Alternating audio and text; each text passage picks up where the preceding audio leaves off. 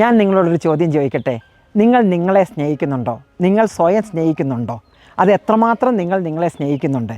വളരെയധികം പ്രാധാന്യമുള്ള ഒരു ചോദ്യമാണല്ലേ. അതാണ് ഞാൻ ഇന്ന് നിങ്ങളോട് ചോദിക്കുന്നത്. നമ്മൾ സ്വയം നമ്മളെ എത്രമാത്രം സ്നേഹിക്കുന്നു? വളരെ പ്രാധാന്യമുള്ളൊരു കാര്യമാണ്. കാരണം നമുക്ക് നമ്മളെ സ്നേഹിക്കുവാനുള്ള സമയമില്ല.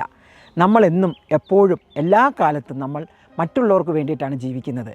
വിദ്യാഭ്യാസം കഴിയുന്നു, അല്ലെങ്കിൽ ഒരു ജോലി കിട്ടുന്നു, അല്ലെങ്കിൽ ഒരു വിവാഹ ജീവിതത്തിലേക്ക് കടന്നു കഴിയുമ്പോൾ നമ്മൾ സ്നേഹിക്കുന്നത് എപ്പോഴും, അല്ലെങ്കിൽ നമ്മൾ നോക്കുന്നത് എപ്പോഴും മറ്റുള്ളവരുടെ ആഗ്രഹങ്ങളും അവരുടെ ആഗ്രഹത്തിനൊത്താണ് നമ്മൾ ജീവിക്കുന്നത്.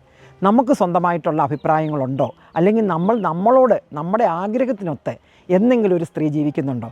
ഉദാഹരണം പറഞ്ഞാൽ, നമുക്കിഷ്ടപ്പെട്ട ഒരു ആഹാരമാണോ നമ്മൾ കഴിക്കുന്നത്? മറ്റുള്ള ഭർത്താവിനും മക്കൾക്കും എന്താണോ ആഗ്രഹം, ആ ആഗ്രഹത്തിലേക്ക് നമ്മൾ മാറുകയാണ് ചെയ്യുന്നത്.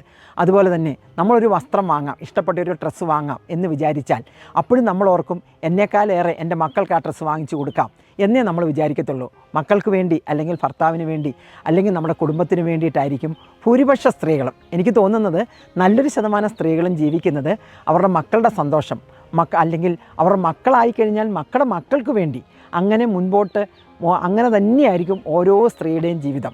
അങ്ങനെയൊക്കെ മുന്നോട്ട് പോയി കഴിയുമ്പോൾ ഒരു പ്രായമായി കഴിഞ്ഞ്, രോഗമായി കഴിഞ്ഞ്, നമ്മൾ ആഗ്രഹിക്കുന്ന, നമ്മൾ ഇഷ്ടപ്പെടുന്ന ഒരു ഭക്ഷണം കഴിക്കാനോ, അല്ലെങ്കിൽ നമ്മൾ ഇഷ്ടപ്പെടുന്ന ഒരു വസ്ത്രം ധരിക്കാനോ നമുക്ക് സാധിക്കാതെ നമ്മുടെ ജീവിതം ആ രീതിയിൽ പോവുകയല്ലേ ചെയ്യുന്നത്.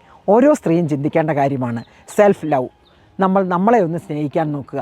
നമ്മുടെ ആഗ്രഹങ്ങൾ എന്താണെന്ന് തിരിച്ചറിയുക. ആ ഒരു ആഗ്രഹത്തിനൊത്ത് കുറച്ച് സമയമെങ്കിലും, എല്ലാം മുഴുവനും നമുക്ക് വേണ്ടിയിട്ടെന്നല്ലെങ്കിൽ പോലും കുറച്ച് സമയമെങ്കിലും നമുക്ക് വേണ്ടി നമ്മൾ ജീവിക്കണ്ടേ? നമ്മുടെ ആഗ്രഹങ്ങൾ തിരിച്ചറിഞ്ഞ്, അത് മറ്റൊരാൾ തിരിച്ചറിഞ്ഞല്ല നമ്മുടെ ആഗ്രഹങ്ങൾ എന്താണെന്ന് നമ്മൾ പറയേണ്ടത്.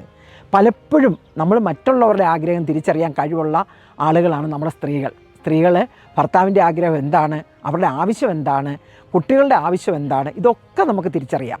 ഇതിനൊക്കെ വേണ്ടി നമ്മൾ വളരെയധികം കഷ്ടപ്പെടും. ഇതൊക്കെ നമ്മൾ നേടിയെടുത്ത് നമ്മൾ അവർക്ക് വേണ്ടി കൊടുക്കും.